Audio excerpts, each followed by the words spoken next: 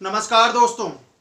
अभी पिछले दिनों एक खबर काफ़ी सुर्खियों में रही कि कुवैत की सरकार ने एक ऐसा कानूनी मसौदा तैयार किया है जिसके तहत कुवैत में काम करने वाले विदेशियों की संख्या कम की जा सकती है। जाहिर सी बात है, इसका सबसे ज़्यादा असर भारतीयों पर पड़ेगा क्योंकि कुवैत में एक बड़ा तबका भारतीयों का है। तो दोस्तों, इस वीडियो में हम कुवैत के बारे में जानेंगे, उस कानून के बारे में जानेंगे जिसके तहत इसका असर भारतीयों पर पड़ना तय है। तो आइए हम चर्चा करते हैं। दोस्तों, वीडियो में आगे बढ़ने से पहले हम बात कर लेते हैं गल्फ कोऑपरेशन काउंसिल की। दोस्तों, यहाँ पर यह ध्यान देना ज़रूरी है कि जब गल्फ कंट्रीज़ के बारे में बात की जाती है तो यह मुख्य रूप से 6 कंट्रीज़ के बारे में बात की जाती है, जो हैं कुवैत, संयुक्त अरब अमीरात, सऊदी अरब, बहरीन, कतर और ओमान। ये सभी गल्फ कोऑपरेशन काउंसिल के फाउंडर मेंबर हैं और इन सभी की सीमा फारस की खाड़ी से मिलती है।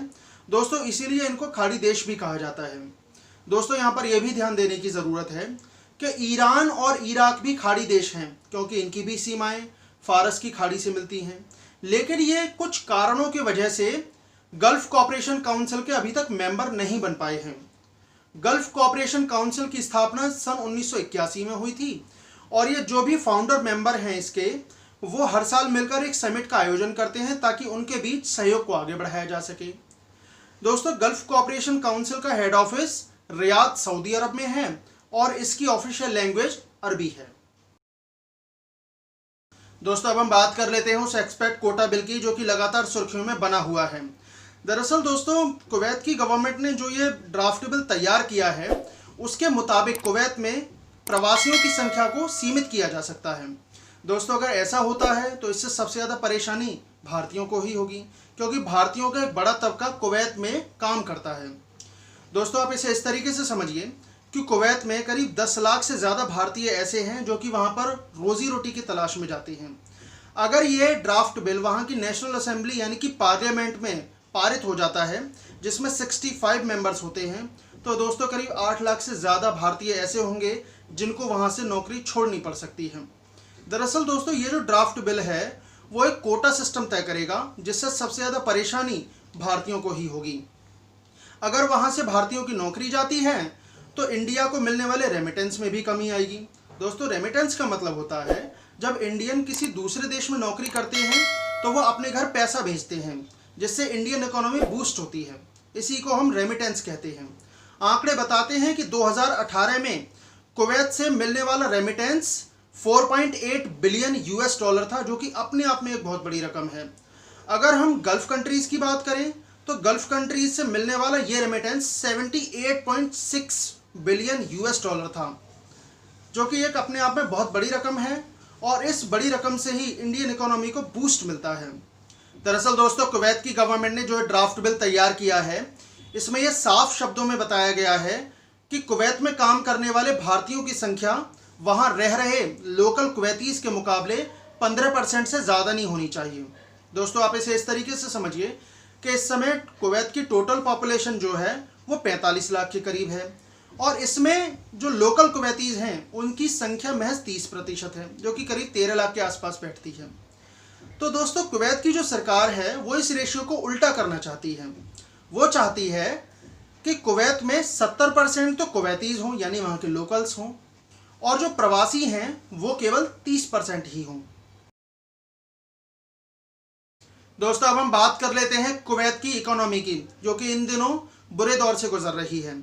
इसका एक रीज़न तो है कोविड-19 और दूसरा रीज़न है ग्लोबल मार्केट में क्रूड ऑयल की मांग घटने से उसकी कीमतों का नीचे गिर जाना। दरअसल दोस्तों, कुवैत की जो 50% जीडीपी है वो क्रूड ऑयल पर ही डिपेंड करती है और कुवैत गवर्नमेंट का जो 90% इनकम का सोर्स है वो भी क्रूड ऑयल ही है। दरअसल दोस्तों, ये दौर ऐसा है कि कोविड-19 की वजह से दुनिया भर के देशों की अर्थव्यवस्था नीचे बैठ रही हैं और लोगों की नौकरियां जा रही हैं, जिसे सरकारों को ये सोचने पर मजबूर किया है कि जो भी उनके देश में नौकरियां बची हैं वो लोकल्स को ही दी जाएं, ना कि विदेशी नागरिकों को। इसी को ध्यान में रखते हुए कुवैत की सरकार इस तरीके का ड्राफ्ट बिल लेकर आई है ताकि जो भी जॉब्स हैं वो उसके लोकल्स को ही दी जा सकें। दोस्तों, ऐसा नहीं है कि इस तरीके का कानून पहली बार लाया गया है। आपको याद होगा 2011 में भी सऊदी अरब की सरकार इसी तरीके का एक कानून लाई थी जिसका नाम था निताकत। इसके मुताबिक सऊदी अरब में जो 10% प्राइवेट जॉब्स हैं उसे वहाँ के लोकल्स के लिए रिजर्व कर दिया गया है। इसके अलावा जो कंपनियां वहाँ पर कारोबार कर रही हैं उनको इस बात की हिदायत दे दी गई है कि अगर आप 10 माइग्रेंट वर्कर्स को नौकरी देते हैं तो आपको एक सऊदी अरब के नागरिक को भी नौकरी देनी होगी। इसके अलावा दोस्तों, ओमान सरकार भी इस तरीके का एक कानून लाने पर विचार कर रही है जिसके तहत माइग्रेंट्स को धीरे धीरे उसके देश से कम किया जा सके। दोस्तों, अगर हम हिस्टोरिकली देखें तो 60 और 70 के दशक से लगातार भारतीय एक बेहतर अपॉर्चुनिटी के लिए गल्फ कंट्रीज जाते रहे हैं। दोस्तों, उस समय ऑयल प्राइस लगातार बूम हो रहे थे। ऑयल प्राइस बूम होने से इन देशों की अर्थव्यवस्थाएं भी लगातार सुधर रही थी। उस समय इन देशों ने विदेशी कामगारों का तहे दिल से स्वागत किया था। लेकिन दोस्तों, आज सिचुएशन अलग है। एक कारण तो है कोविड-19, जिसकी वजह से दुनिया भर के देशों की अर्थव्यवस्थाएं लगातार नीचे बैठ रही हैं और लोगों की नौकरियां भी जा रही हैं।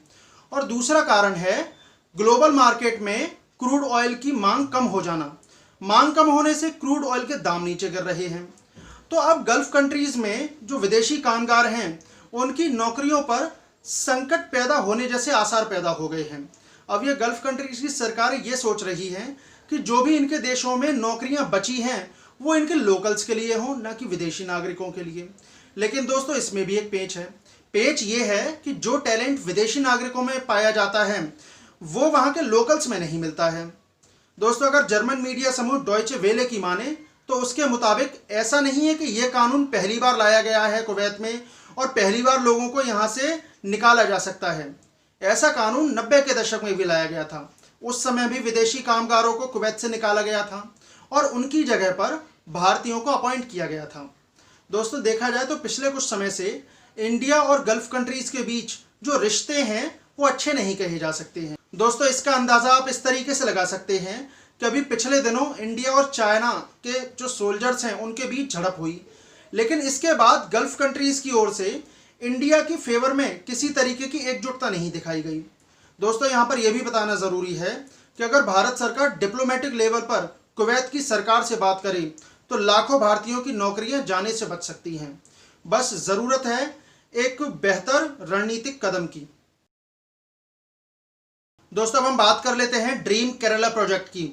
दरअसल इस प्रोजेक्ट के तहत उन लोगों की मदद की जाएगी जिन्होंने गल्फ कंट्रीज में अपनी नौकरियां खोई हैं।